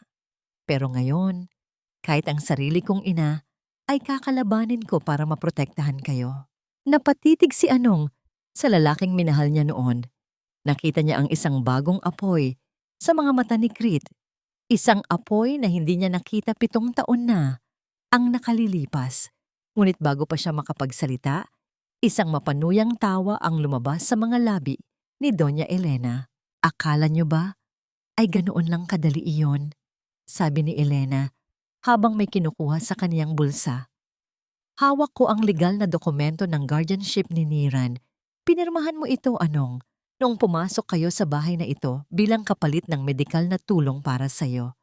Simula ngayon, ang bata ay pag-aari ng pamilya Chaisiri at wala kayong magagawa. Nanlaki ang mga mata ni Anong. Ang kanyang puso ay tila tumigil sa pagtibok. Naalala niya ang napakaraming papel na kanyang nilagdaan dahil sa pagmamadali at pagtitiwala. Tumingin si Niran sa kanyang ina, pagkatapos ay sa kanyang lola. Isang maliit na ngiti ang dahan-dahang gumuhit sa labi ng bata. Isang ang ngiting hindi inaasahan ng sinuman. Lola Elena, sabi ni Niran, ang kanyang boses ay tila isang malamig na hanging humahaplos sa silid. Nakalimutan niyo yata na bago niyo makuha ang guardianship ko, kailangan niyo munang patunayan na ang bawat dokumentong hawak niyo ay hindi peke. At sa tablet na ito, mayroon akong record ng lahat ng usapan niyo ni Valdez tungkol sa pagmamanipula sa mga papel na yan. Ang katahimikan ay muling bumalot sa pasilyo. Ngunit sa pagkakataong ito, ang takot ay nasa panig na ni Doña Elena. Ang bata na kanyang minaliit ay siya palang may hawak ng kanyang hatol. Ngunit sa gitna ng tensyon, isang malakas na pag-ungol ng alarma ang narinig mula sa loob ng silid ni Gavin. Ang mga monitor ay nagsimulang mag-ingay ng mabilis, isang tunog na nagpapahiwatig ng isang malaking panganib. Gavin! Sigaw ni Elena. Sino ang unang ililigtas? Ang dangal ng pamilya? Ang bata sa loob ng ICU? O ang katotohanang unti-unti nang lumalabas sa dilim? Iligtas mo ang kapatid mo, Niran. Gawin mo ang lahat. Iyan lang ang silbi mo sa pamilyang ito. Ang sigaw ni Doña Elena ay puno ng desperasyon habang hila-hila niya ang braso ni Niran patungo sa pribadong silid-gamutan sa loob ng mansyon. Ang kanyang mga mata ay nanlilisik sa takot, hindi dahil sa pagmamahal sa kanyang apo, kundi dahil sa takot na mawala ang kaisa-isang simbolong nagpapanatili sa dangal ng mga tsaysiri. Ang kanyang mahihigpit na daliri ay bumaon sa maliit na balikat ni Niran. Tila ba ang bata ay isang kagamitan lamang na kailangang gamitin sa oras ng pangangailangan. Napatigil ang lahat ng humarang sikrit. Sa pagkakataong ito, hindi siya ang mahinang anak na laging sumusunod. Ang kanyang mga braso ay tila naging isang pader na naghihiwalay sa kanyang ina at sa kanyang anak. Sa kabilang banda, si Anong ay mabilis na lumapit at niyakap si Niran. Pilit na inilalayo ang bata sa marahas na hawak ng matanda. Hindi mo na siya muling mahahawakan ng ganyan, ma. Ang boses ni Crit ay malamig at puno ng paninindigan. Ang dugong ibinigay ni Niran ay sapat na. Kung muling nanganganib ang buhay ni Gavin, iyan ay dahil sa kapabayaan ng iyong mga doktor, hindi dahil sa pagkukulang ng aking anak. Anong sinasabi mo? Si Gavin ang kinabukasan natin. Bulyaw ni Elena habang itinuturo ang pintuan ng ICU kung saan maririnig ang mabilis at paulit-ulit na tunog ng medikal na monitor. Ang tunog na yon ay tila isang mabilis na tibok ng puso na nagpapahiwatig ng papalapit na kamatayan. Sa gitna ng kaguluhan, nanatiling tahimik si Niran. Dahan-dahan niyang inangat ang kanyang tablet.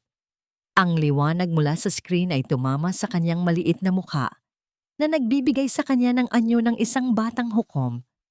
Ang kanyang mga daliri ay dahan-dahang sumayaw sa salamin ng device at sa isang iglap, ang ingay ng mga medikal na monitor sa loob ng silid ni Gavin ay biglang nagbago.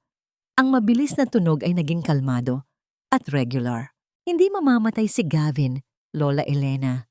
Sabi ni Niran, ang kanyang boses ay tila isang matandang punong-puno ng kaalaman. Pinialit ko lang ang settings ng monitor para makuha ang atensyon nyo. Gusto ko lang maramdaman nyo ang takot na naramdaman ni Mami noong gabing itinapon nyo kami sa gitna ng bagyo.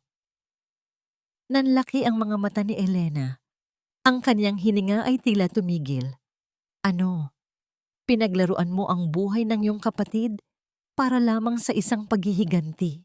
Hindi ito paghihiganti, tugon ni Niran habang ipinapakita ang screen ng tablet sa kanyang lola. Ito ay katarungan. Habang abala kayo sa pagmamanipula sa amin, abala naman ako sa pagmamanipula sa inyong mga investments. Ang tablet na ibinigay nyo ay konektado sa main server ng Shaisiri Group. Dahil sa talinong ipinagmamalaki nyo sa akin, madali kong nahanap ang mga ghost accounts na ginagamit nyo para itago ang mga utang ng kumpanya. Naramdaman ni Elena ang panghihina ng kaniyang mga tuhod. Ang kaisipang, ang isang 7 taong gulang na bata ay nagawang pasukin ang kaniyang pinakatatagong sikreto ay tila isang malupit na bangungot.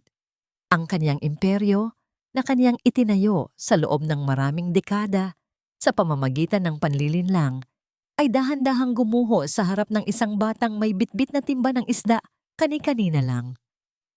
Anong ginawa mo? Pabulong na tanong ni Elena. Ang kaniyang boses ay puno ng panginginig. Inilipat ko ang lahat ng ebidensya ng inyong embezzlement sa isang secure cloud na tanging ako lang ang may access. Paliwanag ni Niran. At sa oras na ito, ang mga stock ng Chaisiri Group ay nagsisimula ng bumagsak dahil sa isang anonymous tip na ipinadala ko sa stock exchange. Hindi mo na kailangan ng guardianship ko, Lola. Dahil bukas, wala na kayong pamilyang pamumunuan. Isang nakabibinging katahimikan ang bumalot sa pasilyo. Ang bawat paghinga ni Anong ay tila isang panalangin ng pasasalamat. Tumingin siya kay Crit at sa unang pagkakataon, nakita niya ang isang lalaking handang tanggapin ang pagbagsak ng kaniyang yaman upang makuha ang kaniyang kalayaan. Lumapit si Crit kay Elena. Hindi upang tulungan ito, kundi upang tapusin ang kabanata ng kaniyang pagiging sunod-sunuran. Tapos na ang laro, ma. Ang perang ginamit mo para saktan ng mga tao ay siya ring perang kukuha sa iyong kapangyarihan. Isama mo na si Valdez at lumabas na kayo sa bahay na ito. Ang mansyong ito ay hindi na sayo. Hindi niyo magagawa ito sa akin. Ako ang nagbigay sa inyo ng lahat. Sigaw ni Elena habang ang kanyang mukha ay namumula sa galit at kahihiyan, ngunit walang sino man ang sumagot. Ang mga katulong na dati ay nakayuko sa kanya ay dahan-dahan nang tumatalikod, tila mga daga na umaalis sa isang lumulubog na barko. Dahan-dahang lumapit si Niran sa kanyang ina at hinawakan ang kamay nito. Ang kaniyang maliit na palad ay mainit at matatag. Mami, maaari na tayong umuwi. Ang dagat ay naghihintay na sa atin. Tumingin si Anong sa kanyang anak. Ang kanyang mga mata ay puno ng luha ng kaligayahan. Oo, anak, uuwi na tayo. Ngunit bago sila makahakbang palabas, isang malakas na tunog ng pagbasag ng salamin ang narinig mula sa opisina ni Elena. Isang boses ang sumigaw, puno ng pait at desperasyon. Ang digmaan ay tila hindi pa tapos, at ang huling hagupit ng isang sugatang hayop ay madalas na siyang pinakamapanganib. Sa gitna ng dilim, isang tao ang dahan-dahang lumabas mula sa likod ng malaking hagdanan. Hawak nito ang isang lumang dokumento na may tatak ng dugo. Sino ang taong ito na tila may hawak ng huling alas laban sa mga Chaisiri? At bakit ang mukha ni Anong ay muling naging putla nang makita ang dokumentong hawak nito? Hindi ka kailanman magiging sapat, Anong. Kahit balutin mo pa ang sarili mo ng ginto, ang amoy ng malansang isda ay mananatili sa iyong balat hanggang sa kabilang buhay. Ang boses ni Doña Elena ay tila isang matalim na bubog na kumikis-kis sa marmol na sahig ng malawak na ballroom. Sa gabing ito, ang mansyon ng mga Chaisiri ay puno ng mga taong ang suot ay nagkakahalaga ng milyon-milyon. Ang mga ilaw ng chandelier ay tila mga bituin na nagnanais sumaksi sa huling pagtatangka ni Elena na iligtas ang kanyang dangal. Ngunit sa gitna ng karangyaang ito, nakatayo si Anong na may suot na simpleng asul na bestida. Isang kulay na nagpapaalala sa kanya ng payapang dagat na kaniyang iniwan. Habang pinagmamasdan ni Anong ang kanyang mga kamay na dahan-dahang nanginginig, hindi ang takot ang kanyang nararamdaman, kundi ang pagod. Pagod na siyang maging biktima. Ang bawat pangungutya ni Elena ay tila isang luma at gasgas na plaka na wala ng talab sa kanyang pandinig.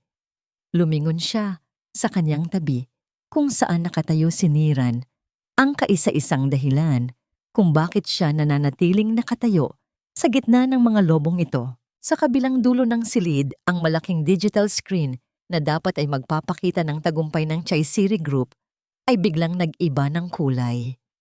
Ang mga dokumentong nahanap ni Niran, ang mga lihim na transaksyon, ang mga pekeng pirma, at ang ebidensya ng pagtatago kay Arturo ay dahan-dahang lumabas.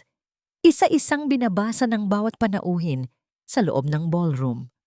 Ang tunog ng mga bulungan ay tila isang dambuhalang alon na dahan-dahang lumalapit upang lamunin ang podium kung nasaan si Elena. Ang kaba sa dibdib ni Crete ay tila isang mabilis na tambol.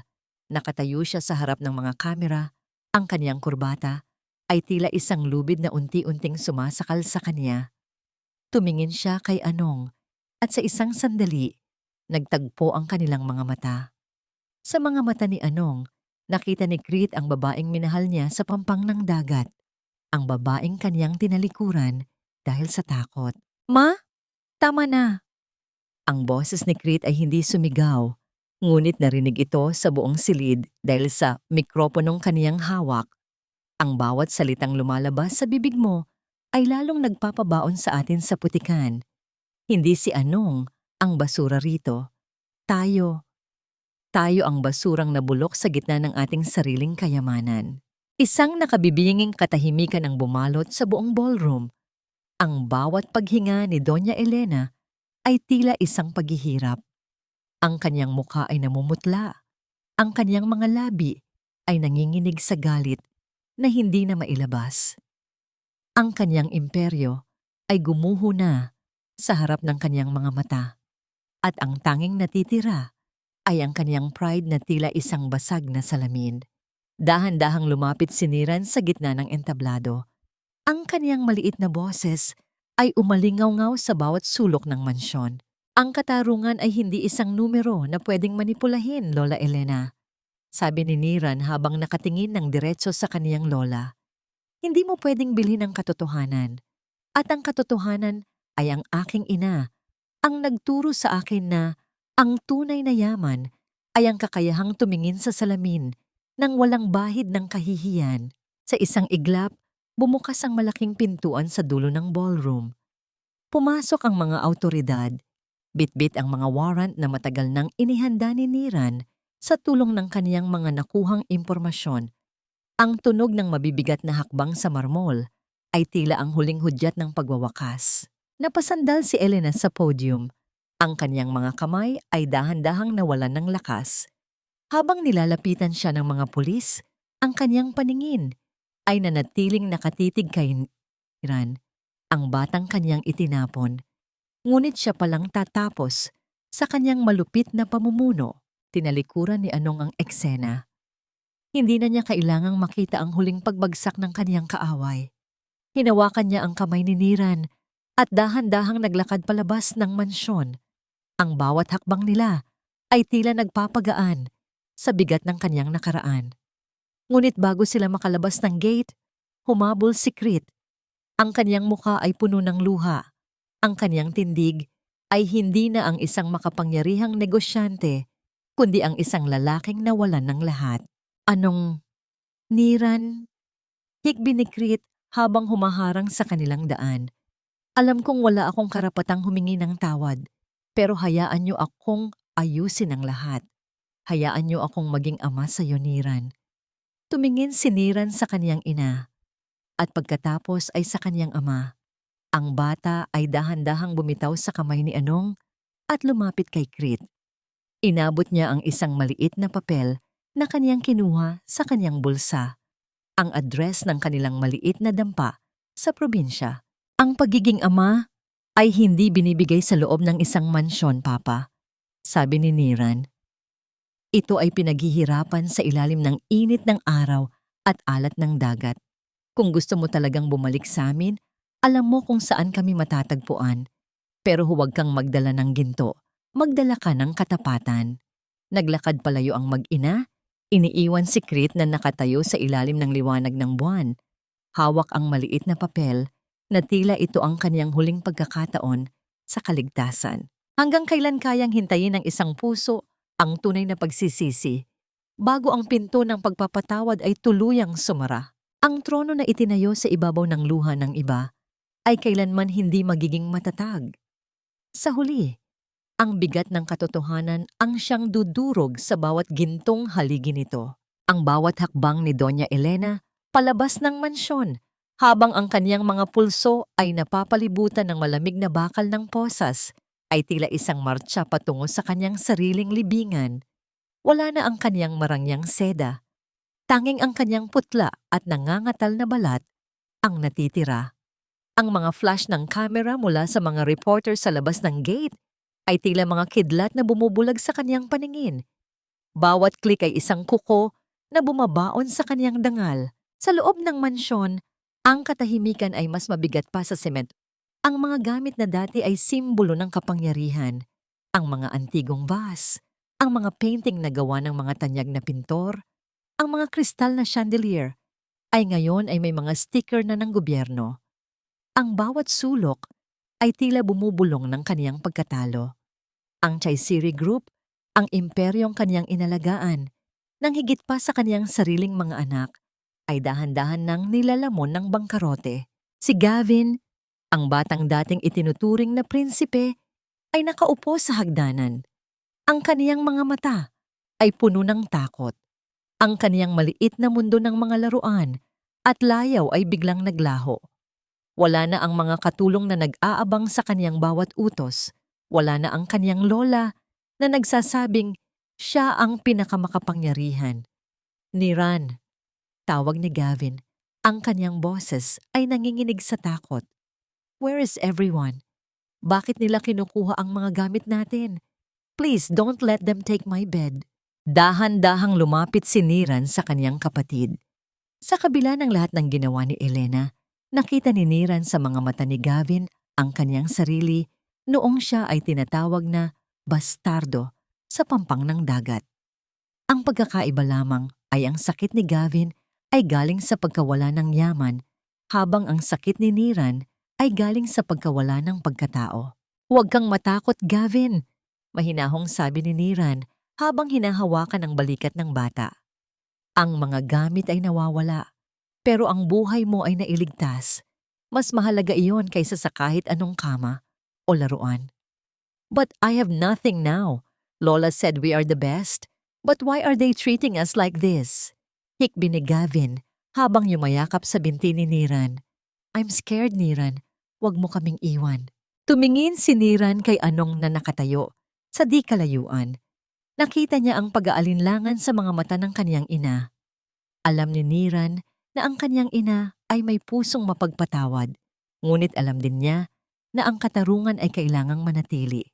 Samantala, sa loob ng presinto, nakaupo si Elena sa isang malamig na upuang kahoy. Ang kanyang mga mata ay nakatitig sa kawalan. Ang bawat tunog ng pagbukas at pagsara ng rehas sa paligid ay tila isang malupit na paalala ng kanyang bagong realidad.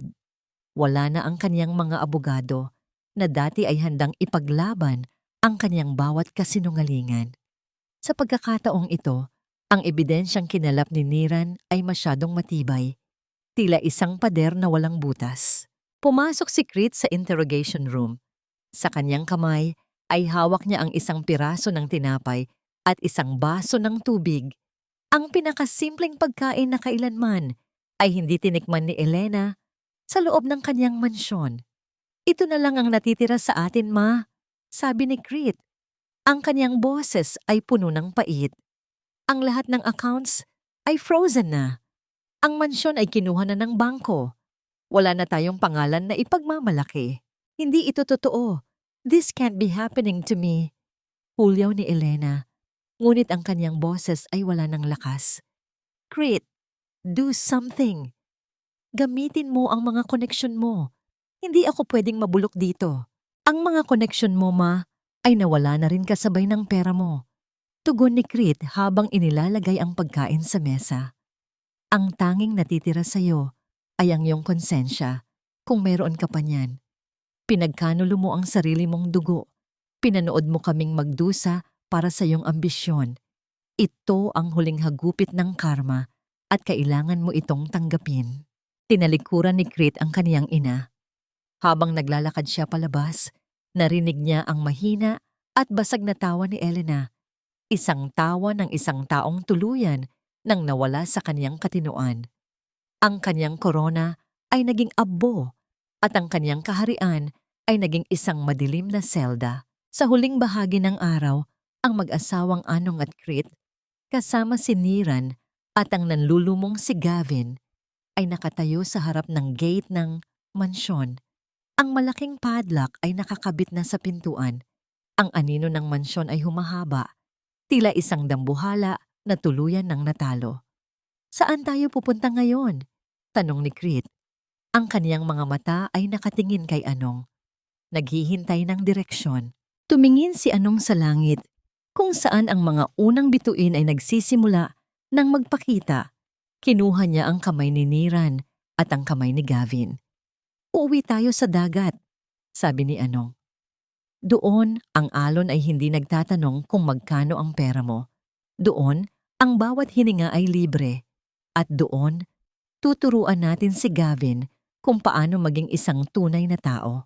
Ngunit habang naglalakad sila palayo, isang itim na sasakyan ang dahan-dahang sumunod sa kanila sa dilim. Ang driver ay nakatitig sa likuran ni Niran at isang tawag ang kaniyang sinagot. Opo, Don Arturo. Kasama na nila ang bata. Ano po ang susunod na utos? Sino si Don Arturo? At anong bagong bagyo ang dala niya para sa pamilyang nagsisimula pa lamang maghilom? Ang sugat ng kahapon ay hindi agad naghihilom dahil lamang iniwan na natin ang lugar ng ating pagdurusa. Minsan, ang pinakamasakit na alaala ay sumasama sa atin. Tila isang aninong hindi kayang itago ng kahit anong liwanag.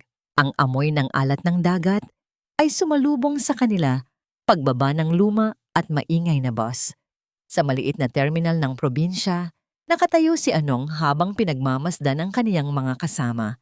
Si Crit, na dati ay laging nakasuot ng plansadong Amerikana, ngayon ay may bitbit na 2 sako ng kanilang kakaunting gamit. Ang kaniyang mga kamay na hindi sanay sa mabigat na trabaho ay dahan-dahan nang namumula. Ngunit walang reklamo ang lumalabas sa kaniyang mga labi. Sa kaniyang tabi, si Gavin ay nakahawak ng mahigpit sa laylayan ng kaniyang damit.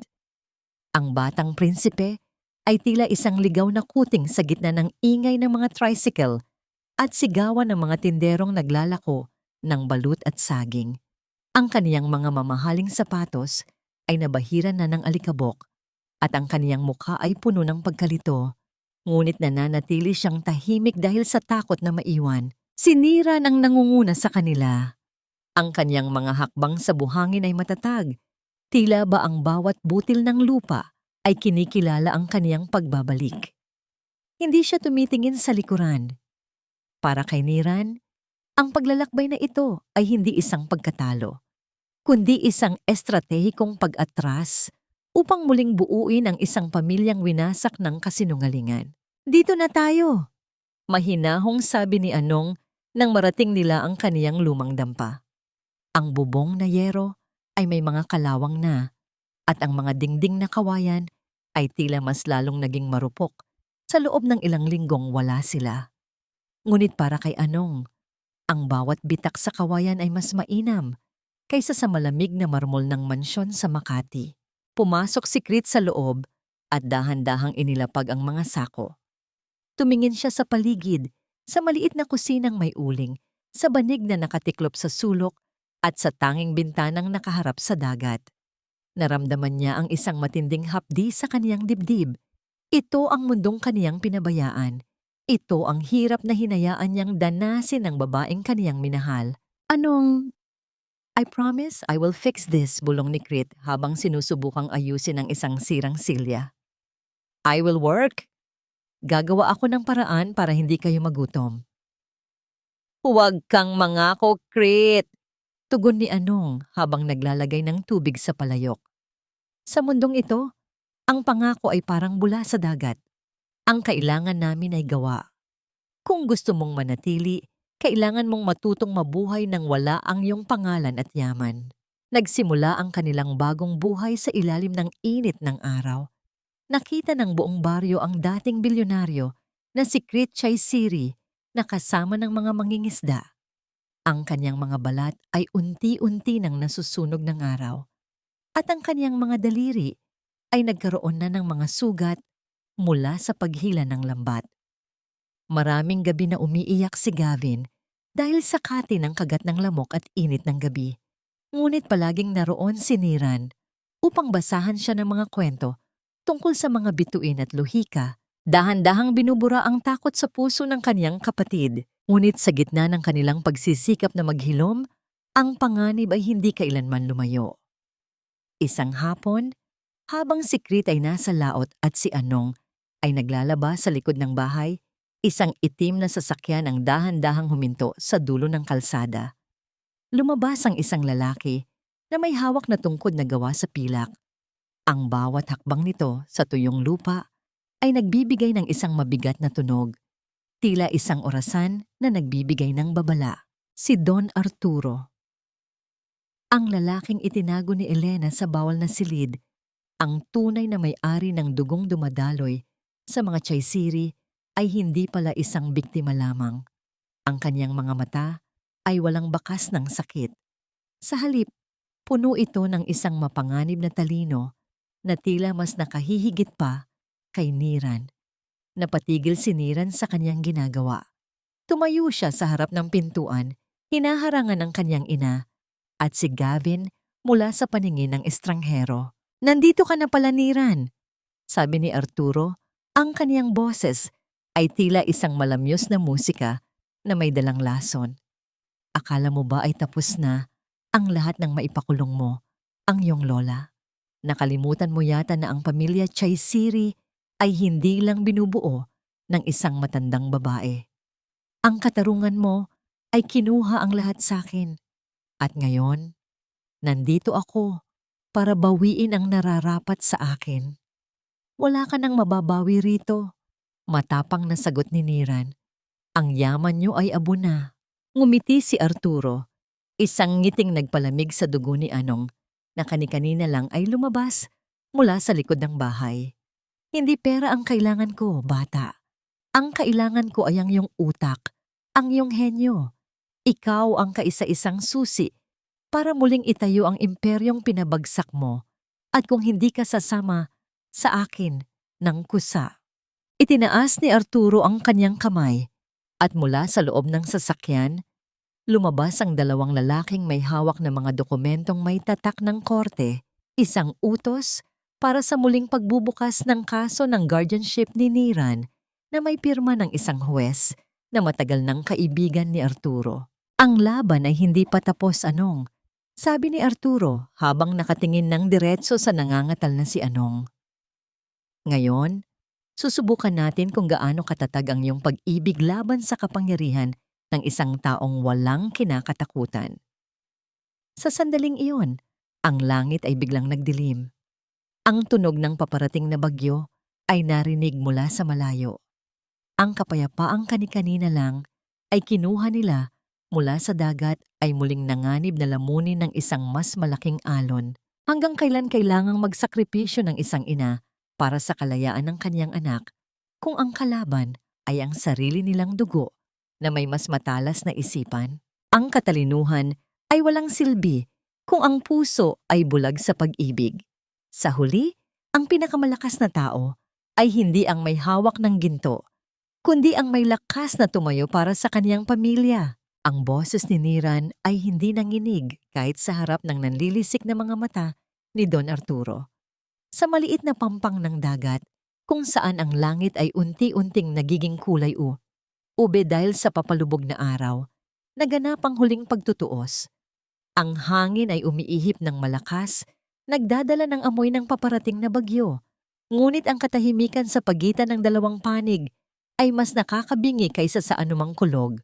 Si Don Arturo, ang lalaking itinuring na biktima, ngunit ngayon ay lumabas na isang dambuhala, ay tumawa ng mapait. Ang kanyang tungkod na pilak ay bumaon sa basang buhangin habang ang kanyang mga tauhan ay dahan-dahang pinaliligiran ang maliit na dampani na Anong. Akala mo ba, Niran, ang isang 7 taong gulang na bata ay kayang pigilan ang agos ng tadhana? Pangungutya ni Arturo. Hawak ko ang batas, hawak ko ang kapangyarihan, at ikaw ay kailangan ko upang maibalik ang kinang ng pangalang Chaysiri. Humarap si Crit kay Arturo. Ang kanyang mga braso ay nakaharang sa harap ni Anong at Gavin. Ang kanyang mga kamay na dati ay malinis at makinis, ngayon ay puno na ng kalyo at sugat mula sa dagat. Hindi mo siya makukuha, Arturo. Tapos na ang panahon na ang pamilyang ito ay pinatatakbo ng iyong mga laro.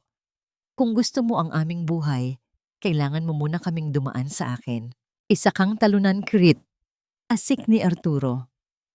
Pinili mong mabulok sa lansa ng isda kaysa mamuno sa isang imperyo. Wala kang silbi bilang isang Chaysiri.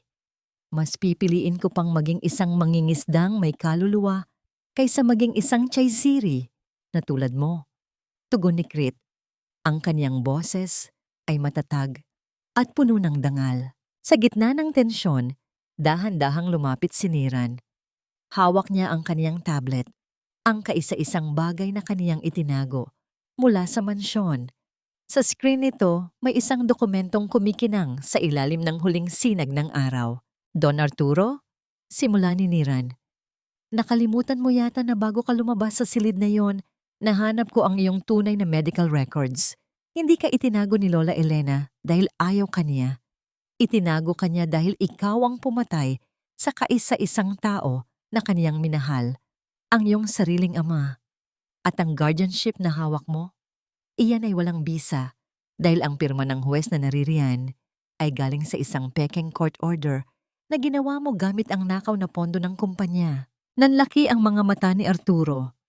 Ang kanyang kumpiyansa ay dahan-dahang napalitan ng takot. Ang bawat salita ni Niran ay tila mga bala na tumatama sa kaniyang kuta. Ginamit ko ang huling natitirang access ko sa cloud para ipadala ang lahat ng ebidensya ng iyong mga krimen sa awtoridad kanina pa. Patuloy ni Niran. Sa loob ng ilang minuto, ang mga sirena na maririnig mo ay hindi para iligtas ka, kundi para kunin ka. Tila isang sirang makina, si Arturo ay napasandal sa kanyang sasakyan. Ang kanyang kapangyarihan ay naglaho ng parang bula sa dagat. At sa di kalayuan, narinig ang tunog ng papalapit na mga sasakyan ng pulis. Ang kanilang mga ilaw na pula at asul ay sumasalamin sa mga alon. Nang tuluyan ng madala si Arturo ng mga awtoridad, ang katahimikan ay muling bumalik sa pampang. Lumapit si Anong kay Niran at niyakap ito ng mahigpit. Ang kaniyang mga luha ay dumadaloy, hindi dahil sa takot, kundi dahil sa wakas, ang tanikala ng nakaraan ay tuluyan ng naputol. Salamat anak. Salamat, hikbi ni Anong.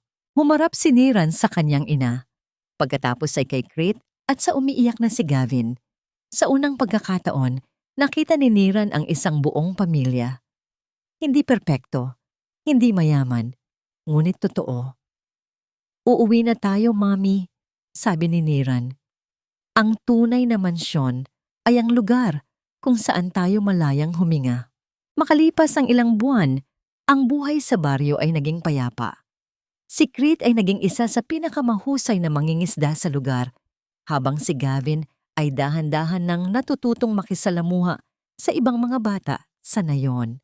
Si Anong ay nagtayo ng isang maliit na kooperatiba para sa mga asawa ng mangingisda, gamit ang talino ni Niran upang mapalago ang kanilang munting kabuhayan. Isang hapon, habang sila ay nakaupo sa pampang, pinapanood ang paglubog ng araw. Hinawakan ni Krit ang kamay ni Anong. Anong, patawarin mo ako sa lahat ng taon na wala ako, bulong ni Krit. Ngumiti si Anong, isang ngiting puno ng kapayapaan. Ang mahalaga, Krit, ay nandito ka na ngayon. Ang dagat ay may paraan ng paghuhugas ng bawat dumi ng kahapon. Ang kailangan lang natin ay magsimula muli. Tumingin si Niran sa malawak na karagatan. Sa kanyang isipan, ang mga numero at equation ay hindi na tungkol sa paghihiganti o kapangyarihan.